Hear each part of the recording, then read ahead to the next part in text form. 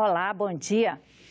O presidente do Senado, Eunício Oliveira, falou sobre a importância das reformas a serem debatidas e feitas no país, como a da Previdência e também a reforma política. Segundo o senador, é preciso conhecer a posição do próximo presidente da República sobre os temas. As reformas de maior profundidade têm que ser feitas pelo próximo presidente. Não é que esse Congresso não tenha legitimidade para fazer, ele pode fazer. Mas quem deve fazer essas reformas deve ser o próximo presidente. Ele é que vai governar o país por 4 anos. Então, fazer reformas agora não sei nem se será adequado nesse momento. Precisa ter um pouco de calma, aguardar o dia 28 à noite. Aí nós vamos saber quem vai ser o presidente. Aí no dia seguinte a gente começa a discutir. Aí sim, a partir do dia seguinte você pode discutir reforma, pode discutir matérias, pode discutir até orçamento, se for o caso. Mas após saber quem é o presidente e saber o que ele pensa. A gente vai ver o que vem, o que pensa o Haddad, pensa diferente do Bolsonaro. O que pensa o Bolsonaro, pensa diferente do Haddad. Então é preciso a gente ter um pouco de calma, de paciência nessa hora. O presidente do Senado também falou sobre os problemas causados com a divulgação das notícias falsas, conhecidas como fake news. Para o senador Eunício Oliveira, a internet é fundamental não só para a divulgação das candidaturas, como também para divulgar conteúdos reais, notícias verdadeiras. Segundo Eunício, falta aprimorar a legislação sobre o assunto. Eu lamento que uma ferramenta importante, como a da tecnologia, de WhatsApp, de Facebook, tinha sido utilizado para fazer exatamente isso. Por exemplo, eu cheguei a ganhar 4 ou 5 direitos de resposta, porque o próprio candidato lançava fake news e não há punição verdadeira para isso. Então, é preciso que a gente, é uma ferramenta, é um instrumento e é uma ferramenta importante, mas nós temos que ter limites e penalidades para aqueles que fazem fake news e não notícias. Durante a ordem do dia dessa quarta-feira, somente decretos legislativos e projetos de resolução puderam ser votados. É que a pauta está trancada pela medida provisória sobre a renegociação de dívidas rurais. Mas essa MP precisou ser devolvida à Câmara dos Deputados para correções. Assim, os senadores aprovaram a indicação de Arthur José de Oliveira para embaixador no Malaui, tratados internacionais de cooperação com a República Tcheca e com a Costa Rica, além da atualização do acordo que rege a Agência Multilateral de Garantia para Investimentos, uma instituição do Banco Mundial que conta com 156 países membros, entre eles o Brasil. E daqui a pouco, às 9 da manhã, tem reunião da Comissão de Direitos Humanos. Os senadores vão realizar uma audiência pública para debater a reforma da Previdência e formas de combatê-la. E hoje temos a participação de nosso colunista internacional, Marcos Magalhães. Bom dia, Marcos. Bom dia. E hoje o tema é a renovação que veio das urnas, não é isso? Sim, a renovação. A grande onda de renovação que veio das urnas vai trazer gente nova para debater também a política externa brasileira. Cabe ao Congresso Nacional como um todo, aprovar tratados e acordos internacionais. E cabe ao Senado, especificamente, aprovar as indicações de chefes de missões diplomáticas brasileiras no exterior. Essas indicações passam pela Comissão de Relações Exteriores e Defesa Nacional, que tem se transformado nos últimos anos em um grande fórum de debate sobre política externa, inclusive com seminários que têm a participação de professores e diplomatas. A onda de mudança atingiu em cheio essa comissão. De seus 19 membros titulares, 13 vão estar fora do Senado a partir do ano que vem. E mesmo que 6 dos atuais integrantes voltem para a comissão, ainda assim a grande maioria do colegiado vai ser composta por senadores novos. E são eles que vão acompanhar passo a passo a política externa a ser adotada pelo novo governo brasileiro, que vai tomar posse em janeiro. Pelo que indicam os programas de governo dos 2 candidatos que vão ao segundo turno das eleições presidenciais, com importantes mudanças em relação à atual política externa, não vão faltar temas para o debate. E a mudança, de novo, não para por aí, Isso vai atingir também a representação no Parlasul? Sim, exatamente. Os brasileiros são hoje representados no Parlamento do Mercosul, que tem a sede em Montevidéu, por 27 deputados e 10 senadores. Eu agradeço. Porque o Brasil ainda não escolhe diretamente seus parlamentares, como já fazem a Argentina e o Paraguai. A renovação também chegou por lá. Dos 10 senadores titulares na representação junto ao Parlasul, 7 não vão ter mais mandato em 2019. Assim como na Comissão de Relações Exteriores, a representação no Parlasul também vai ser integrada por senadores indicados por suas bancadas no começo do ano que vem. Esses senadores vão representar lá em Montevidéu a nova face do Brasil, que acabou de sair das urnas. Tá certo, Marcos. Muito obrigada. Muito obrigado a você. E quase 30 milhões de eleitores, de um total de 147 milhões, não compareceram para votar no primeiro turno das eleições. Esse é o nível de abstenção mais alto desde 1998. Pela Constituição brasileira, o voto é obrigatório e quem não comparece diante das urnas sem justificativa está sujeito a uma série de sanções. Afinal, por que será que mesmo assim tanta gente deixa de votar? Em 1994, o índice foi o mais elevado de todos. 29,3% dos eleitores não votaram. Em 98, 21,5% não compareceram. A abstenção recuou até 2006, apenas 16,8%. Daí em diante, o índice subiu para 18,1% em 2010 e chegou a 19,4% em 2014. No primeiro turno deste ano, domingo passado, alcançou 20,3%. Na opinião dos especialistas, o histórico da abstenção deriva de 2 fatores: problemas no recadastramento e desencanto com a política ou com a situação do país. Aqui no Congresso, vários projetos já tentaram acabar com a obrigatoriedade do voto. Nenhum deles teve êxito, talvez porque, na prática, quem falta no dia da votação não sofre nenhuma punição. Então você pode justificar porque não pôde ir, pode justificar porque está hospitalizado, pode justificar porque está fazendo turismo na cidade ao lado. Você pode fazer a justificativa no próprio dia da eleição. E se você não quiser justificar, não quiser fazer nada disso, você pode pagar uma multa que na última eleição era de R$ 3,80. A pessoa que não vota tem como punição, por exemplo, não tirar o passaporte, né? Eu não conheço ninguém que não tenha tirado o passaporte por essa razão. A Justiça Eleitoral esclarece mais uma vez que, ainda que a soma de votos em branco e votos nulos seja maior que o total de votos depositados em todos os candidatos, a eleição não será anulada. Ficar milionário da noite para o dia. Esse é o sonho de quem aposta na loteria. E na hora de fazer a fezinha, o apostador não precisa apresentar documentos pessoais. Mas uma proposta em análise no Senado pode mudar as regras e exigir a identificação de quem joga. Data do aniversário, dia que casou, os motivos da escolha são variados. O objetivo é o mesmo, dar sorte. Mas pode ser que o apostador tenha que citar outros números na hora de jogar, os do CPF. É que um projeto em análise no Senado Federal define como obrigatória a identificação. E a finalidade é facilitar a investigação de fraudes no sistema de loterias da Caixa Econômica Federal. Dados fornecidos ao Senado pelo Conselho de Controle de Atividades Financeiras, o COAF, mostram pessoas que ganharam mais de 500 vezes na loteria. O relator da proposta que tramita no Senado lembra ainda outras fraudes, como o desvio de mais de 60 milhões de reais em bilhetes premiados. E ressalta que o projeto vai combater esse tipo de situação. Isso vai ajudar muito a própria Caixa, e não só a Caixa, mas também a Receita Federal, que você combate realmente a lavagem de dinheiro através desse processo. E a grande vantagem é que, se ele eventualmente perder o bilhete, a Caixa Econômica, sabendo o número do CPF, já localiza a pessoa e até 30 dias pode localizar e avisar. Mas, para o coordenador de fiscalização das loterias, a lei não trará mudanças na segurança contra as fraudes. A Secretaria hoje adota as melhores práticas mundiais em relação à segurança e principalmente no que tange à lavagem de dinheiro.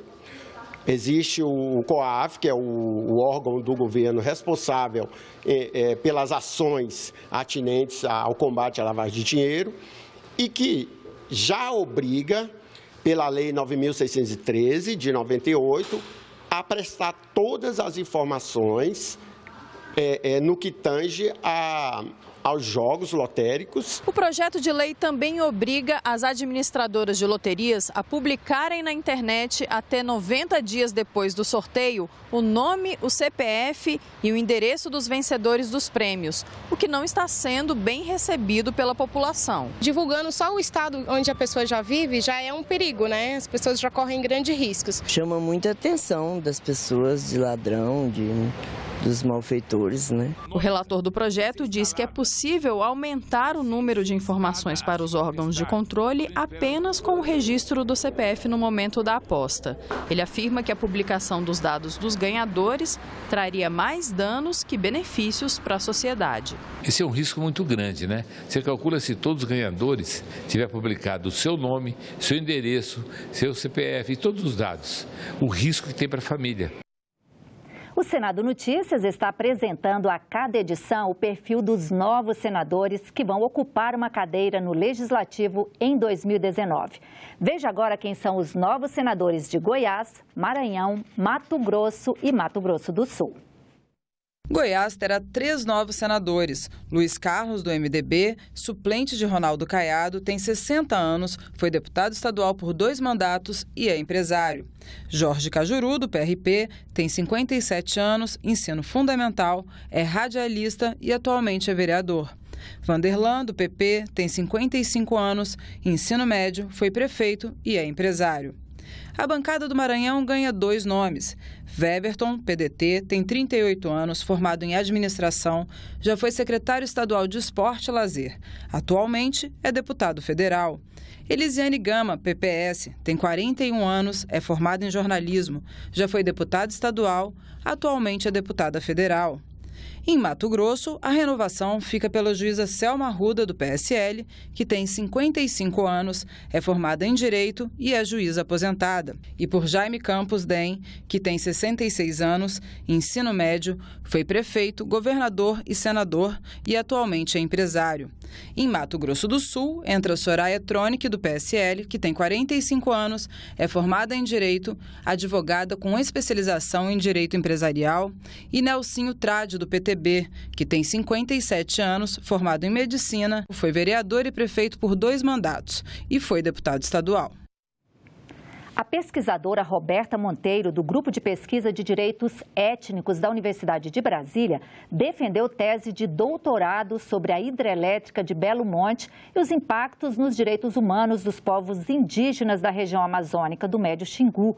Em entrevista ao Senado Notícias, ela conversa sobre o assunto com a jornalista Tânia Horman. Roberta, eu queria agradecer a sua presença aqui conosco, como pesquisadora daquele núcleo da Faculdade de Direito da UNB, Universidade de Brasília, onde os pesquisadores exploram, têm o foco em cima da dinâmica social que gera direitos, não os direitos que já estão, os direitos positivos, o direito positivo, as leis que já estão nos códigos, mas dessa expressão da cidadania, do próprio exercício da cidadania, E seu foco de pesquisa foi a usina hidrelétrica de Belo Monte, não é isso? Contextualiza um pouco para a gente como é que foi, o que é que foi essa pesquisa, Então, eu queria agradecer também o convite. A minha pesquisa de doutorado, ela buscou trabalhar com a tensão entre o desenvolvimento e os direitos humanos, tendo como objeto, ou seja, tendo como objeto de análise a região da Amazônia, onde foi construída a hidrelétrica de Belo Monte, tentando trazer a tensão que se estabelece na construção dessas hidrelétricas ou de outros grandes projetos na região e na violação dos direitos humanos dos povos indígenas. Então, tentando mostrar como se estabelece o conflito real, in loco, no que a gente denomina de nas ruas, ou pode ser também nos rios, que tem até uma música que a Fafá de Belém canta, que ela diz, esse rio é minha rua, que na Amazônia, para a gente, os rios são também esses espaços de vivência, de cultura e também de fazer política. Então, trazendo ali esse ambiente, como ele se estabeleceu e desvelando esses conflitos, como ele se estabelece esse conflito e os pleitos por direitos, do exercício de direitos. É uma coisa bem, é uma situação bem brasileira e assim, acho que é um tema bem brasileiro na medida em que levanta a questão de como qual é a melhor forma de administrar, de gerenciar todas essas riquezas que o país tem, de forma a que essa gestão alcance de uma maneira positiva o maior número de pessoas possível, né? Então, acho que essa é uma questão que no Brasil ela é muito forte, essa reflexão. Eu queria saber o que de Brasil você viu, que cara nós temos quando a gente começa a entrar nessa reflexão, né? É bem Brasil e bem latino-americana. Eu acho que a gente tem um contexto brasileiro e latino-americano que dialogam. Porque, por exemplo, a própria matriz colonial de poder que se estabelece no Brasil e também nos países latino-americanos, embora a colonização tenha sido por países diferentes, mas a imposição de uma lógica de poder que se deu na região, ela também se assemelha. Pegando o caso do Brasil especificamente, e como isso permanece pensando, e que foi já um dos achados da pesquisa, né, é perceber que da colônia à contemporaneidade, nós temos uma matriz colonial de poder, uma relação de poder que foi estabelecida naquele momento, de exploração da natureza, de dominação a partir da ideia de raça e etnia sobre o outro, que na Amazônia ela permanece. E como eu posso pensar isso em termos de Brasil? Eu diria que no Brasil, você estabelece na Amazônia essas relações de forma muito consistente ou de forma muito palpável, nessa permanência dessas relações de dominação e exploração sobre a região. E isso se materializa no entendimento, não só da minha pesquisa, mas também no entendimento de todo um debate acadêmico e prático na região, de que esses grandes projetos ou esses modelos de projetos que historicamente são implementados na região, sobretudo a partir da década de 70, final da década de 60, é um modelo que tem uma relação de exploração-dominação, ou seja, de matriz colonial de poder sobre a região, em que os povos, as populações atingidas por esses projetos, eles não participam, eles não são ouvidos, e a própria lógica de desenvolvimento que se desenvolve, que é implementada na região, ela é ignorada. Então, você vai, explora a natureza e, ao mesmo tempo, estabelece relações de dominação sobre o outro, aqueles povos indígenas ou comunidades tradicionais, ou mesmo sobre a população local, e sem participação, sem retorno para a região. Então, nesse sentido, eu posso dizer que, embora nós sejamos independentes, embora seja um outro contexto do período colonial à contemporaneidade, que tem muita diferença e muitas peculiaridades, e uma longa história de luta, uma longa história de avanços e algumas permanências também. Então, esse é um grande entendimento, uma grande concepção que sai da pesquisa, assim, é um dado que chama atenção, né? É um dado que chamou a atenção da pesquisa. Então, mesmo ao longo desses tantos anos, a gente, de alguma forma, mantém uma estrutura, uma lógica de como administrar, gerenciar, gerir esses bens, essa riqueza natural aqui no Brasil. Sim. E como é que acontece a reação, a expressão da cidadania, a articulação dessas pessoas que estão mais na linha de frente dessa tensão? Como é, então, esse outro aspecto do Brasil? Como é que acontece a expressão dessa cidadania, a produção de direitos a partir dessa situação de tensão? A afirmação do direito, o reconhecimento de direito, a constituição do próprio direito, falando, a própria constituição dos direitos por esses povos que estão atingidos pela hidrelétrica de Belo Monte ou por um outro grande projeto na região amazônica em geral, ela se dá sem dúvida sobre o conflito, ou seja, a partir de um grande processo de reivindicação, entendendo o espaço público que expressa, a partir da matriz teórica do direito achado na rua, na ideia de rua, que vai constituindo e reivindicando o direito. Então, você tem, no contexto da hidrelétrica de Belo Monte, uma grande um grande processo de mobilização. Essa hidrelétrica ela não foi construída sem conflito. A história dela de 40 anos prova que os povos da região que viriam a ser atingidos se mobilizaram, resistiram, tanto no processo de resistência, de luta propriamente dita, de mobilizações sociais para reconhecimento dos seus direitos, para constituir seus direitos, para ter seus direitos enquanto povos afirmados e reconhecidos, como também a partir do que a gente chama de resistência, que é a própria forma de existir deles, das suas formas tradicionais de organização política, social, cultural. Então, nesse sentido, a gente pode dizer que, na região, o exercício da cidadania, ela se dá sobre essas duas perspectivas, tanto no processo de luta para afirmar direitos, quanto também no processo de resistir a partir das suas formas tradicionais. E é um ambiente atípico, muito específico, imagino, isso é uma pergunta, na construção de direitos, uma vez que você tem nações ali, né? Você tem uma articulação, não é só de cidadão, mas cidadão de uma nação com outra dentro de um país, dentro de um outro estado, né? Exato. Isso também é um diferencial da região? Sim, a multiplicidade, né? A região amazônica é a região, segundo o IBGE, que tem a maior quantidade de povos.